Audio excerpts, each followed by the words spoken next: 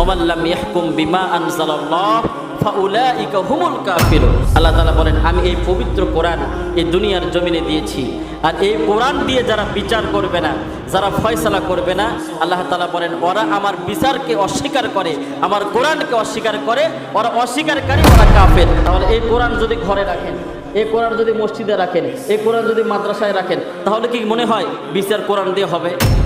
কথা বলেন, হবে? কিয়ামত পর্যন্ত কোরআন যদি ঘরে ঘরে থাকে, কোরআন যদি মাদ্রাসায় মাদ্রাসায় থাকে, কোরআন যদি মসজিদে মসজিদে থাকে, তাহলে এই আয়াতে কারিমার বাস্তবায়ন বাংলার জমিনে কোথাও হবে? তাহলে এই আয়াতে কারিমার বাস্তবায়ন কোথায় হবে? যখন এই কোরআন যাবে সংসদে। কথা বলেন ঠিক কিনা? এই কোরআন যাবে যখন সংসদে, তখন আয়াতের বাস্তবায়ন হবে।